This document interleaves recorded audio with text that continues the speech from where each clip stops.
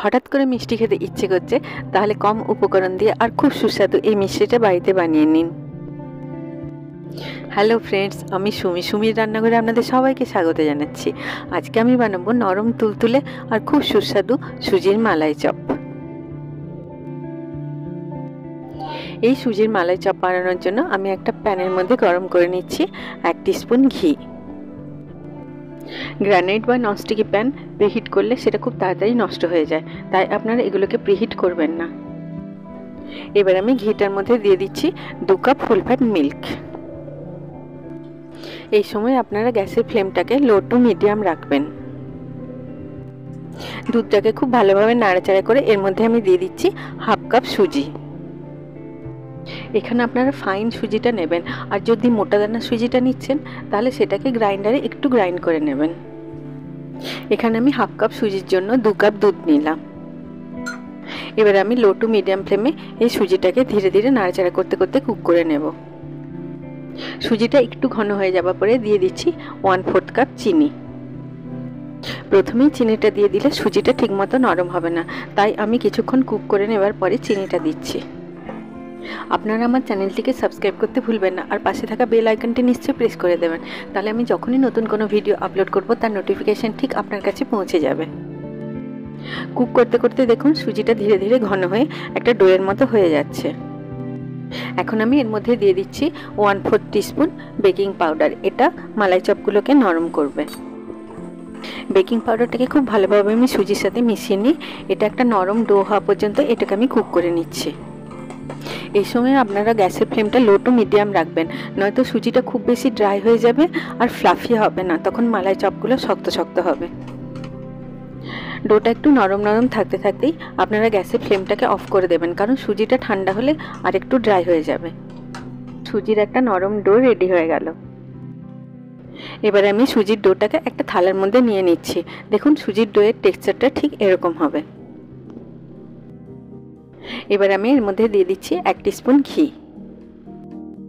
সুজিটা গরম থাকতে থাকতে এটাকে আমি 5 থেকে 8 মিনিট হাত দিয়ে ভালো করে মেখে নিচ্ছি।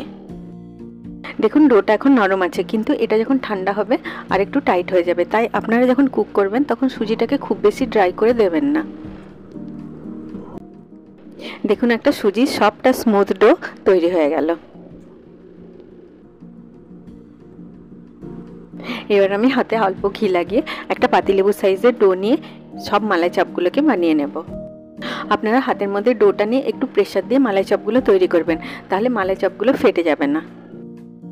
আমি ডোটাকে নিয়ে প্রথমে গোল করে তারপরে হাত দিয়ে একটু চেপে এইরকম শেপের মালাই চপগুলো তৈরি করে নিলাম।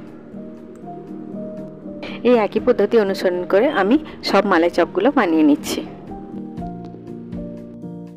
এই সুজির মালাই চপটা বানানোর জন্য খুব বেশি উপকরণের দরকার পড়ে না, তাই আপনারা নিশ্চয়ই এটা একবার বাড়িতে বানিয়ে দেখবেন। এটা খেতে খুব সুস্বাদু হয়। দেখুন সব সুজির মালাই চপগুলো রেডি হয়ে গেল। এবার আমি আরেকটা প্যানের মধ্যে নিয়ে নিচ্ছি আরো 2 কাপ দুধ। এবার আমি এটাকে লো ফ্লেমে অল্প গরম করে নেব। দুধটা যখন হাত দেওয়া যায় ততটা গরম হবে, তখন আমি এর মধ্যে দিয়ে দিচ্ছি 2 টেবিলস্পুন মিল্ক পাউডার। এই সময় মিল্ক পাউডারটা দিলে এটা খুব ভালোভাবে দুধের সাথে মিশে যায়, কোনো লাম্প হয় না, আর আলাদাভাবে মিল্ক পাউডারটা দুধে গুলে এর মধ্যে দেওয়ার দরকার পড়ে না। লো ফ্লেমে মিল্ক পাউডারটাকে খুব ভালোভাবে দুধের সাথে মিশিয়ে নিয়ে এর মধ্যে আমি দিয়ে দিচ্ছি 3টে ছোট এলাচ। ছোট এলাচের মুখগুলোকে আপনারা এইভাবে একটুখানি খুলে দেবেন। এবার আমি এর মধ্যে দিয়ে দিচ্ছি 1/4 কাপ আর 2 টেবিলস্পুন চিনি। আপনারা চিনির পরিমাণটা কম বেশি করতে পারেন, আর যদি চিনি না দেন তাহলে সুগার ফ্রিও দিতে পারেন। এবার আমি লো টু মিডিয়াম ফ্লেমে এই দুধটাকে 10 থেকে 15 মিনিট ফুটিয়ে নিচ্ছি। দিয়ে দিচ্ছি 1/4 কাপ ফ্রেশ কোরা নারকেল। আপনারা ডেসিকেটেড কোকোনাটও ইউজ করতে পারেন। এখন আমি সব উপকরণগুলোকে খুব ভালোভাবে মিশিয়ে নিয়ে লো টু মিডিয়াম ফ্লেমে এটাকে 10 থেকে 15 মিনিটের মতো কুক করে একটা পাতলা রাবড়ির মতো করে নেব। দিয়ে দিচ্ছি 1 পিঞ্চ হলুদ। এই হলুদটা দিলে রাবড়িটাতে খুব সুন্দর একটা রং আসে। আপনারা এই রাবড়িটাকে খুব ঘন করবেন না, তাহলে সুজির মালাই চপগুলো এটাকে ঠিকমতো অ্যাবসর্ব করতে পারবে না আর মালাই চপগুলো শক্ত হয়ে যাবে। দেখুন রাবড়ির কনসিস্টেন্সিটা ঠিক এরকম হবে।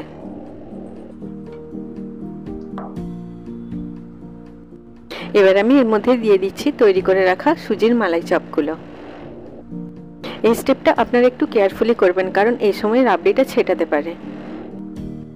আমার এই ভিডিওটি যদি আপনাদের ভালো লাগে আপনারা নিশ্চয়ই লাইক করবেন। আপনাদের এক একটা লাইক আমার কাছে অনেক বেশি মূল্যবান। এবার আমি ধীরে ধীরে নাড়াচাড়া করে মালাই চপগুলোকে রাবড়ির মধ্যে ভালো করে ডুবিয়ে দিচ্ছি। আপনারা নির্ভয়ে এই রেসিপিটা করতে পারেন। এই সুজির মালাই চপগুলো রাবড়িতে দেওয়ার পর একদমই ভেঙে যাবে না। এখন আমি 2 মিনিটের মতো এটাকে লো ফ্লেমে কুক করে নিচ্ছি। 2 মিনিট কুক করার পরে গ্যাসের ফ্লেমটাকে অফ করে এটাকে আমি ঢাকা দিয়ে 10 থেকে 15 মিনিটের মতো রেখে দেব। এইভাবে ঢাকা দিয়ে 10 থেকে 15 মিনিটের মতো রেখে দিলে গরম রাবড়িটাকে মালাই চপটা খুব ভালোভাবে অ্যাবজর্ব করে নিয়ে নরম তুলতুলে হয়ে যাবে। দেখুন 15 মিনিট পরে নরম তুলতুলে সুজির মালাই চপ রেডি হয়ে গেল। এটাকে আপনারা এমনিও সার্ভ করতে পারেন বা ফ্রিজে রেখে ঠান্ডা করেও সার্ভ করতে পারেন। এইভাবে প্লেটে সার্ভ করার পরে আপনারা এর উপরে কিছুগুলো আমন্ড, কাজু বা পিস্তাকে খুব ছোট ছোট করে কুচি করে উপর থেকে ছড়িয়ে দেবেন। আপনাদের সবার কাছে অনুরোধ রইল আপনারা এইভাবে একবার সুজির মালাই চপ বানিয়ে দেখুন। এটা দোকানের দামি দামি মিষ্টির থেকেও খেতে খুব সুন্দর হয়। আর বাড়িতে বানানো সব জিনিসই হেলদি আর হাইজেনিক হয়, কারণ আমরা জানি কি কি উপকরণ দিয়ে আমরা এটা বানাচ্ছি। সবাই খুব ভালো থাকবেন। আবার আপনাদের সাথে আমার দেখা হবে আমার নেক্সট ভিডিওতে। Take care.